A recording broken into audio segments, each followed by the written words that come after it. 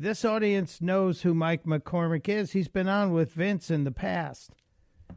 So I'm happy that he's been here before, and I'm excited to talk about several things with Mike McCormick. I was introduced to Mike by a guy I respect greatly, James Rosen of Newsmax, and we talked briefly and then exchanged messages saying, hey, we got to talk. And then today turned out to be the perfect opportunity. Mike was a stenographer in the White House, not just for Joe Biden, but for many years, and has flown on Air Force One and Air Force Two into combat zones, and has worked so late at the White House that he says he was there late enough for the ghost to come out. And I really want to know about that. Mike McCormick, you've written many great books, but is there one coming about the White House ghost that we can expect? You know, there is a book that I wrote when I first started self-publishing called 15 Years Deplorable, a White House Memoir, and I think I have some things in there about that. Because you know that whole ghost area is very popular on some of those niche television channels. I think White House Ghost could be a big smash-a-rooney. I mean, the thing was, we had our office in the stenographer's office in the Eisenhower building on the very top floor in this little sort of alcove. It's an old building. And when in the middle of the night, when you're walking around, the only person up there, because I did that a lot for late night events, like if they were overseas and I was doing something, you know, listening to the recording and getting the transcript done, it just got kind of eerie. It's an eerie feeling up there on the 5th floor of the Eisenhower building. Well, I was there the day before CPAC. A bunch of us were there doing interviews with some of the cabinet members. And when you walking down the halls in broad daylight, you hear your heels on the marble and the sound is bouncing off the walls. And I can only imagine in the dark of night, in the wee hours of the morning, it would take on a spooky tone. Oh, yeah. But, you know, here's the thing about working at the White House. Whenever you're there, no matter what time of night, the flag above the White House is always lit. It's spotlit, and it's beautiful. So there's always that reassurance. You may feel a little eerie, but you just look out the window and look at the flag, and you're A-OK. And it's a great place to work because of that. Well, I love that image. And, yes, the flag code mandates that if you're flying a flag at night, it has to have a spotlight on it. I hope everyone is a devotee of the flag code and flies the flag properly. Now, your latest book, it's An Almost Insurmountable Evil, How Obama's Deep State Defiled the Catholic Church and Executed the Wuhan Plandemic. I'm very nervous. We're here on the 5th anniversary. It was last week, the 5th anniversary of Wuhan. And I think we're just starting to scratch the surface on knowing everything we can know about this. Are you feeling the same, or do you think we've got everything now? Oh, no, we don't have everything. There's a lot to come.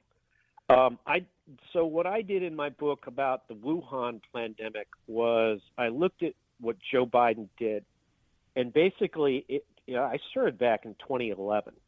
So the book, to me, what had started in 2011 with a speech Joe Biden gave in Sichuan University in Chengdu, China, and he told the Chinese, "You have too many old people." And if you look at what happened with the Wuhan pandemic, that's who got killed. It wasn't kids, it was old people. And so it was 9 years. It took them 9 years of looking at how to devise a specific virus. And I've asked virologists, is it possible to set up a virus that affects only old people? And they didn't really know. But they were working on it. They were working on it in Wuhan, and Joe Biden knew about it all along. He had investment. He and his son had an investment in a company called Metabiota that was working with EcoHealth Alliance and working with Xi Jinping, the Wuhan bat lady. In 2013, they were doing that. And that's when Hunter and Joe went over there in December of 2013 and set up this investment in this company, Metabiota. Metabiota goes through the process to 2020. They were there on the front lines of the Ebola outbreak. They were there in Africa. They were looking for Ebola samples. Metabiota becomes an investment by the CIA in 2017 when they're starting to set up the Wuhan pandemic. And then Metabiota, what happened was in 2014, after the Ebola outbreak hit, Ron Klain, one of Biden's top operatives, gets named the Ebola czar. Well, in that fall, they set up a huge, something called Predict 2, was funded by $200 million through USAID. And that's where Fauci got the money to pay for all this this research in the Wuhan that did this gain of function research. So that all came to a head in 2014. It was a 5-year funding cycle. That funding cycle ended in September of 2019. Wow. And Trump came in and he said, I'm not going to refund. I'm not going to fund any of this surveillance stuff. It's too much money. We're wasting it. That's why they started the pandemic.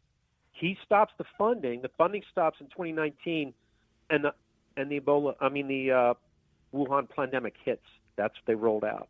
It's almost simultaneous. If you go back and you look at the clock, if that is the August and September, and the end of the funding happens, and then we had those World Games in Wuhan, where all those military troops attended the same event, and then we started seeing the outbreak in the senior home out in Washington, which was very near the base. So yeah, that all tracks correctly. And at this time, Joe Biden is the worst campaigner in the Democratic Party. He's got the lead, and he starts losing every single primary there is. He loses in Iowa. He loses in Nevada. And it wasn't until March, when they shut everything down, that he started turning it around. But then he campaigned from his basement, and he got to hide himself away. And people didn't get a good look at how degenerated he was. Yeah, this is true. And boy, this all syncs up very nicely. We're talking with author Mike McCormick, a guy who had great experience inside the White House. As I said, the White House press office from 2002 to 2018. Now, today the president spoke at the Department of Justice. The first time in 10 years the president has spoken. You watched it, I'm guessing, and any thoughts? Anything you noticed about that speech?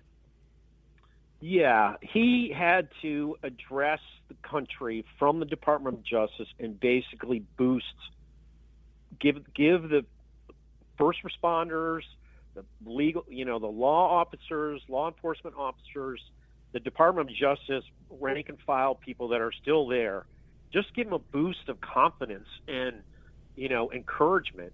I mean, that's what it was. We got to restore faith in our justice system, which is true. He's been through a lot. He talked about Rudy Giuliani being through a lot, General Flynn being through a lot. People have been through a lot the last 4 years. America's been through a lot. The southern border was a mess. And so he got there and he got that message across. I mean, today I emailed the U.S. Attorney in D.C. to tell them about something that I've talked with Vince in the past about. I was a witness to a crime that Joe Biden and Jake Sullivan committed on Air Force Two in 2014. And the FBI didn't look into it. And the special counsel, David Weiss, I tried to get in front of his investigation. He didn't look into it. So I've emailed U.S. Attorney for D.C., Ed Martin, and said, I emailed his email, webmaster at USA DC, that's U.S. Attorney DC. Hey, look, you guys got to have me in and talk to me about this, because this was a crime that happened and it hasn't been looked into, and it's serious. This is what led to the terrible outcome in the Ukraine war. So yeah, we've got to get back to a legal system that we can trust. Now, you just did that email to the U.S. Attorney. How long will you wait? Do you have to go a certain time before you maybe go more public with this? Is there another venue? Is there a congressional committee you can ask to hear you out? Well, I sent an email to that same address three weeks ago and haven't heard back. So this email was, hey, look, I sent an email to you guys and I haven't heard back. And then you got in touch with me and said, hey, do you want to be on the radio? I said, you know what? I do have something to tell you guys on the radio. And this is what it is. The U.S. Attorney in D.C., they better look into what I can tell them about and put me in front of a grand jury. I can testify. Joe Biden committed a crime in Air Force Two. Jake Sullivan committed a crime in Air Force Two. And once I testify to that in front of a grand jury, it becomes evidence. And that's exactly what President Trump was talking about in his speech. There's been a degeneration of what the Democrats did to our legal system, and a lot of it has to do with how they distort what evidence is. Well, this is an eyewitness. This is a person who can be an eyewitness and say, there's evidence. Our ex-president is a criminal, and his national security advisor is a criminal. They were involved in a conspiracy to cover up the crimes they committed in Ukraine. And there's a lot more people in that conspiracy that I would talk about. I have to admit ignorance. I don't have the complete list of pardons that Biden auto-penned. Was Jake Sullivan on that list? Do you know? Is he one of the people that got a preemptive pardon?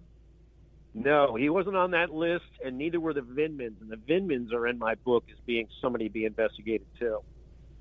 Well, this is great stuff. Mike McCormick, I know you've been here before. First time you and I have talked outside of our 2 or 3 minutes in the halls at CPAC, and I hope that you will always be a friend of WMAL, and you'll come back, especially after you get a phone call from the D.C. Attorney's Office and inviting you in. But I have to ask you one other thing. I have to ask you about something that's totally divorced from politics.